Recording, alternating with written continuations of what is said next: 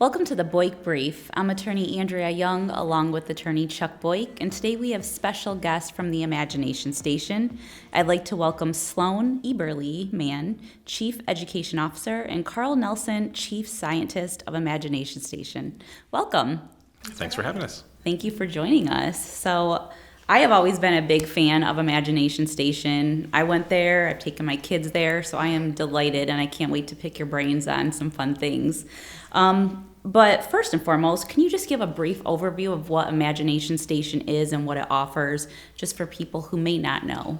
Yeah, we're an interactive science center.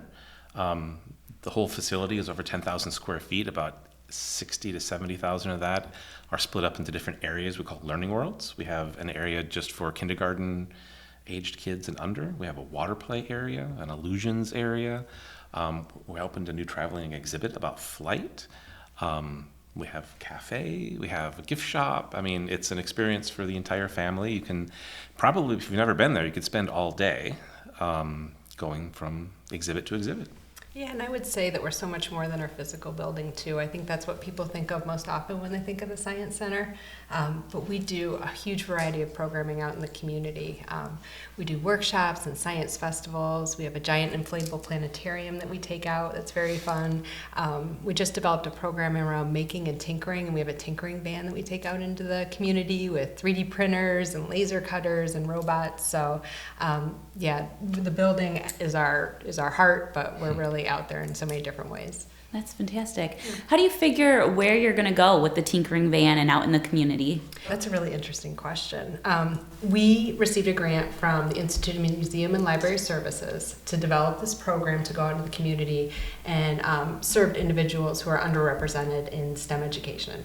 And so we went around and kind of looked at Lucas County, and we actually created a STEM desert map. So kind of similar to like the principles of food deserts, areas in communities where they don't have access to high quality food. We looked at areas that didn't have access to high quality STEM education. And we used a variety of different markers to determine that. And then we worked with our partners in the community. So the Boys and Girls Club were a great partner, Sophia Quintero. We work with the Lucas County Public Libraries because they're everywhere in our community, so we're able to really target different areas and go out to do programming. What's your favorite thing that you can take on the road that you can share with the kids in the community? Oh my gosh, there's so much. We have these robots called Spheros, and they're literally spheres that you control with an iPad, and the kids can program them to move and complete different challenges, and it's a pretty low barrier to entry. Like any age can come up and get some kind of output from the robot, but then you can level it up to the older kids to really get them engaged. That's awesome. And so do you also bring the community as far as students or groups into the Imagination Station and have programs or classes for them there? Yep. So we serve, most of Northwest Ohio and Southeast Michigan with our programming. Access is really important to us, so we have an Adopt a School program. So schools that meet certain economic markers, reduced free and reduced lunch, a certain percentage of their population can come into the Science Center at no cost. The teachers kind of identify some learning outcomes in advance of that to make sure that their trip is really meaningful, but we want to make sure that everyone's able to come in if families can't afford that. So what do students typically do when they visit Imagination Station? There's a lot of different opportunities. One thing is certainly free exploration. So we allow times for kids to explore and have fun, to engage in hands-on learning, which is so vitally important. We have exhibit guides that help to structure that experience. And we have that by grade level. So if a fifth grade teacher wants to focus on forces in motion, then we have a whole curriculum that helps support that while they're here. In addition, we just opened our KeyBank Discovery Theater back in 2022, which is a large screen digital theater where we can show educational films, so the teachers can select from a whole catalog of films to help meet their educational goals. And then we have workshops that we offer as well. We call them our think tank workshops, so they can dissect a cow's eyeball if they want to. They can explore an owl pellet. They can build a jitter critter. So lots of different opportunities that way as well. And then lunch. They can eat lunch. That's always important. I know with my kids, it was the cafeteria. Right. Is there an age maximum? So is there kids or adults that are too old to enjoy? I don't think that's possible. I think anyone that comes to the Science Center can have a fantastic time. Go ahead. Greg. Yeah, no, and we have a tinkering space in the Science Center, and it's always interesting because families will come in, and often the parents will sort of sit off to the side and let the kids sit at the table. But invariably, after about 10 minutes or so, the parents are like reaching across the table, they're grabbing some parts, they're beginning to like get interested, and they're starting to build their own jitterbug or whatever the activity is. We change it monthly.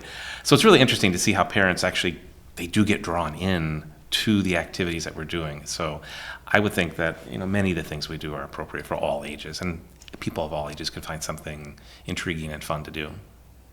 How many visitors do you have, like, in a calendar year? About 200,000 come to visit the Science Center every year. Do you have any upcoming events that you want to tell the community about? We have a lot going on, particularly leading up to the solar eclipse. So Carl just mentioned we opened Above and Beyond, which is our traveling exhibition right now. It's really fun. You get to fly a fighter jet. You get to experience zero gravity. So it's really a fun, engaging experience. We have an event coming up on March 2nd called Girl Power, and that's for girls in 3rd through 8th grade and their chaperones to come in and explore STEAM career opportunities. So we have Sydney Hamilton. She's an aerospace engineer with Boeing. She's coming in to talk about her work and help to inspire the girls.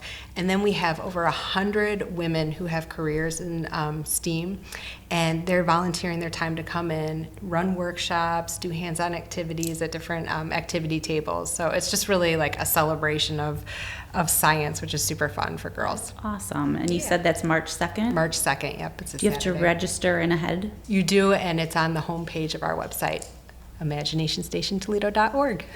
Yeah, that sounds fantastic. So let's talk about this little secret, the eclipse that's coming up. Yeah. What can you guys tell me about it? We kind of sometimes refer to it as the Super Bowl of science for us. It'll be a total solar eclipse that will pass through Toledo. In fact, all of North America on April 8th will experience a solar eclipse. A partial solar eclipse for the entire North American continent, but then there's a narrow path that goes starting in Mexico, through Texas, up through Ohio, out through Maine, about 100 miles wide, where the sun will be totally blocked for varying degrees of time. Here in Toledo, we'll get about just under 2 minutes of the sun being totally blocked. A little bit further south, near the center line of that, near Wapakoneta, they'll have up to 4 minutes of totality. And we can talk about the details of how that happens. If that, Please, yes, I'd love to hear it. you might be thinking back to your science class where you learned that the moon orbits the Earth every month, right? So it's like, well, why don't we have an eclipse every month? Sure. Seems reasonable, right? And it turns out that the moon's orbit relative to the orbit of the Earth around the sun is tilted by about 5 degrees. So sometimes the moon casts the shadow too high, sometimes it casts it too low. 2 times during the year, there's a chance for it to cast a shadow right on the Earth. And during that time, it's this sort of awe-inspiring experience of having the sun blocked out in the middle of the day. Historically, people have been observing eclipses forever, but it was only until recently we understood sort of the mechanics of how that happens. Thousands of years ago, the Sumerians actually were able to predict when an eclipse would happen simply by collecting data. So they made so many observations over time, they began to identify patterns in how the eclipses occurred, and they were able to predict them. They didn't know what was causing them, so they made up stories of demons eating the sun or dragons eating the sun. And if that happens, your reaction is to probably make noise. You want to drive the demon away. You bang pans, they'd scream at the sun, shoot flaming arrows at the sun to reignite it. And it's easy to kind of laugh at that and go how silly. But the kicker is, it always worked because the sun always comes back. Talk to people that have experienced it. They're just beforehand they'd be like, oh, okay, yeah, the sun's gonna be blocked, whatever. Afterwards, they're like, I had no idea. They're just awestruck by that shared experience. So what sort of programming is Imagination Station doing to commemorate this great event? April 8th is just one single day, so we're really focused on all the days leading up to the eclipse and making sure that everyone can appreciate the science and the wonder of this like amazing celestial event that we all get to share. From a programming perspective, we are taking our Star Lab, our inflatable planetarium, out into the community. We're doing an Earth and Space festival and then a workshop that's focused specifically on the eclipse. We also developed a totally solar kit that will go out to schools in Lucas County, down in Dublin and Findlay as well, that contains 6 different activities, a little bit about the science behind the eclipse, some safe viewing glasses because safety is really important. I'm sure we'll talk about that. And then Carl and I are responsible for training Eclipse ambassadors. So we put out a call to the community and said, is anyone interested in helping to educate their audience, whatever their audience might be, if it's students or if they work in a nursing home, folks living there, librarians, whoever it might be, in the science and wonder of the eclipse. And we had over 100 people reach out and say they had interest. So starting this week, we're going to start educating those folks and getting them ready to go out. It's really interesting. One person that put in an application is a bartender on Catawba Island. And they're like, we're going to do a big old party, and I want to be able to talk about what's actually happening with the folks that are here. Another woman down in Findlay, her son and I think it's her daughter and her future son-in-law are getting married down there during the eclipse, and they're going to have a reception afterwards. So she's like, I want to be educated about everything in advance of that. So it's really neat to see these like kind of different audiences that are feeling compelled to learn more and get involved. Yeah, I think, Chuck, you need to let me have a day off so I can go to Catawba Island for the eclipse viewing party. For your education. Yes. Is it too late if people want to still sign up to be an ambassador? For the actual training that we're going to provide, yes, but we have all the solar kits are available. We have a ton of information, educational information on our website too. And the Science Center is certainly a resource for anyone that has questions. So you did give us some fantastic glasses. We did. I can't see anything. So for those that don't know the safety protocol, I mean, do I have to have these glasses to look at it? Tell me about that. Yep, so that's a great question. So the answer is yes. The only period of time that you're able to view the sun without any appropriate protective gear is during totality. So for here in Toledo, that's just shy of 2 minutes. And people might say, well, when will I know if it's totality? You'll know. It will be appreciably darker. You'll be able to see the stars. So a lot of folks that were here in 2017 might be saying like, oh, what's the big deal? Like we had an eclipse, 7 years ago. What's so different about this time? Being in totality is like night and day. Like it will be really different and really appreciable. And any period that's not totality during the partial eclipse, you'll want to wear protective eye gear. If you have binoculars, you want to make sure that you have a solar filter on them, and you want to make sure the solar filter is on the front of the binoculars. The same with the telescope. And you can't stack sunglasses on top of each other to protect your eyes. Even glasses with a UV filter, you can't wear those. You need to have the proper protection. What about welder's glasses? If someone has welder's glasses, does that work to view? Yeah, if you have the number 14 welder's mask, that would work as well. The Mylar film solar glasses are probably easier to get a hold of and a lot less expensive, for sure. And that's for direct viewing. There are other ways you can view the eclipse without actually looking at the sun.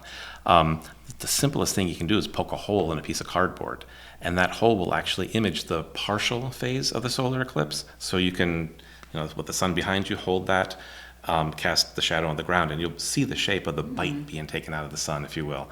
All sorts of other ways. You can actually just stick your hands together. The little spaces between your hands will cast multiple shadows on the ground, or multiple images, I should say, of the partial eclipse. A colander is something you commonly see on the internet. It's a popular way of imaging things. Even the leaves of trees, the spaces between the leaves, if you're outside, you will notice that the shadows cast by them will look like little crescents. And as that phase gets closer and closer towards totality, those shadows will become sharper and sharper. Because right now the sun is like a big softbox. It's a big extended source. And so when you look at a shadow on the ground, it looks kind of fuzzy around the edges. But as you get closer towards totality, it becomes more like a point source. Think of like a little LED flashlight. And the shadows will become dramatically sharper. So it's definitely something to watch for as you approach totality. And even the space around you, like animals, Birds may be confused. Bats may fly out in the middle of the day. Crickets may start chirping. Cicadas may start chirping as it gets dimmer and then stop during totality. So animals around us are very sensitive, obviously, to this change, and that's something to watch for. So yeah, just like watch the world around you. Is there an estimate of when this is going to happen, like time-wise? Oh, absolutely. At 3:12. And if you want to know for your specific location, you can go to our website, and we have links to apps that will let you find out exactly the time. Because, like I said, the shadow begins down in Mexico, moves across the U.S. So here in Toledo, totality will begin for us at 3:12, last for 1 minute, 58 seconds. If you're a little bit west of us, that'll start earlier. Near Ashtabula, it'll happen a little bit later. And that shadow, it's moving at almost 2,000 miles per hour, so it'll cross all of Ohio in about 11 minutes. So that's kind of an amazing fact that it's moving quickly, and it actually speeds up as it moves further to the east. So when was the last one, and then when's the next one? The last one, I believe, in Toledo, the total eclipse is 1806. And I missed that one. Yeah. Are you sure? You'll probably miss the next one, which is in 2099 here in Toledo. But an interesting point, though, is that that's a total eclipse in Toledo. And we say Toledo a lot, but really, when you look at where the path of the shadow goes, we are so close to the edge that Sylvania is out of totality. Oh, no way. So I'd like to say if you drew a line from the House of Meats on a Lexus to Aldi on a map, everything above that is not in totality. So it's a even our Sylvania friends have to come south to Toledo to actually be in the path of totality. So can they come to Imagination Station? And We would love for them to come to Imagination Station. We're going to have a big celebration out in Festival Park and Promenade Park that day. So we're anticipating thousands of people. We'll have music and food trucks and activities, and we'll make it an all-day celebration. Carl mentioned that totality starts at 3:12, but the entire eclipse itself is about 2.5 hours in duration. So really you can make it a really nice afternoon at the Science Center. what time is there like a kickoff time at the Science Center? We'll be open at 10 until 6. Okay. So, yeah, all day. Registration required? Nope, Nope. just come on Show down. up. And it's April in Ohio, so it's definitely going to be 75 degrees and sunny and beautiful. But people ask that a lot, like if it's cloudy, won't there be an eclipse? Even if it's cloudy, it will get dark. It'll still be appreciable, the difference. So it'll still be worthwhile to get outside and experience it. And a year ago, on April 8th, I should say, we kicked off this whole eclipse thing, and it was sunny, it was beautiful, so we're hoping for a repeat of that day. Yes. On this April 8th. Fingers crossed. Do you expect people outside of Toledo to come to Imagination Station for the eclipse? Yeah, I think the whole community is really excited about the potential impact of this. There are estimates that we could double our population. If you think about, if Sylvania is out of totality and just a little bit south is, everyone coming down 23 or 75, we're going to be kind of like that first touch point from folks in Michigan that want to be able to experience this. So I think there's a huge potential to grow our population here during that time, have people staying in hotels, eating in our restaurants, all that good stuff. I think there are like 36 million people in the path of totality across the U.S. And then if you think about like on either side of that, like of an hour's drive, that would raise that total number of people that could like come into totality to be almost 75 million people. More cities are in this path of totality than the 2017 eclipse. So there's a potential for more Americans and Canadians and people in Mexico to see this as well. Mm-hmm. So you talked about the total eclipse. Is there going to be a partial eclipse, or how long is this whole thing going to last? Yeah, all across North America, there will be a partial eclipse of the sun on this day, to varying degrees, okay? As you get closer to the path of totality, that's where the sun will be completely blocked out, and there will be a partial eclipse. So, an hour and a half or so before totality, the moon will begin to start obscuring the sun as it slowly marches across it. We hit totality, which will be, for us, 2 minutes, and then for the next hour and a half afterwards, the moon will slowly move away from the sun, and that'll be a partial phase as well. I like to say that anytime you look at the sun, you need protection. And during totality, the moon is your protection. Okay, so Makes sense. any of that partial phase, you need to have glasses, or you can do the indirect viewing things we suggested with, putting your hands, the colander, the holes in paper. There's a ton of things that you can do, and we'll be building some of those partial indirect eclipse viewers at the Science Center before, leading up to the day of, because people are going to want to have that ability to look at it indirectly as well. Do you have anything on your website to teach people how to build the indirect viewing? We do. We've got a couple videos on there that lead you step by step through it. We actually have a kit that we'll be handing out at the Science Center that has all the things you need to build an indirect viewer. There's plenty of resources out there on our site. Is there any safety concerns with driving during the time or anything along those lines? Take off your solar glasses when you're driving. That's a good rule. Take them off. That is a concern that we've heard voiced, is that mainly from like law enforcement and first responders, in terms of they're hoping that people don't just get out of their cars and start viewing the eclipse. So, plan ahead. Don't be on the road at the time of the eclipse. Have a place that you can go and view safely. And then I think it's fair to anticipate that wherever you are to view, the roadways are going to be moving a little bit slower afterwards. So make sure in advance you have a full tank of gas or some water in the car, or food for the kids if they're going to get hungry, because it'll probably take you a little bit longer than normal to get around that day. Good idea.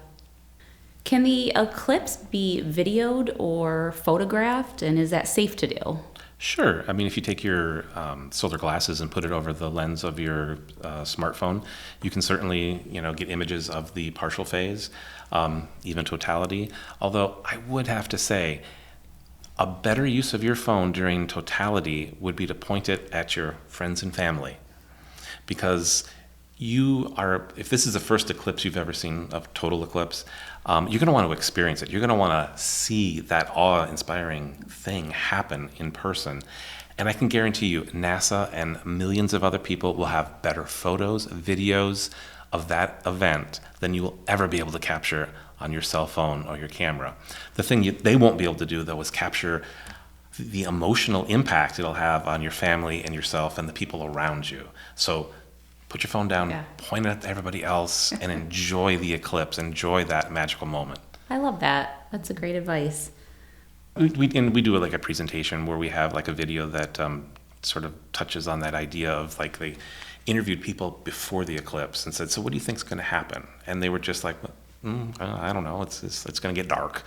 And then afterwards, they're more reflective. They feel like it was like an emotional experience. It was an awe-inspiring experience. Something that, when you think about it, the sun is what gives life to this planet, right? We would be hurtling through space on an ice ball if the sun wasn't here. And I think everybody at all times throughout history, even today, like when that sun disappears in the middle of the day, even though we might have an inkling of what's going on with the moon orbiting the Earth, it's still an experience of awe. I don't know how else to express it. I'm actually excited about the eclipse now, so Yay. you've motivated me. Mission Not much accomplished. gets him excited, so congrats. I'm glad to hear it. Thanks for joining us today. Thank you. Thanks for having us. This was fun.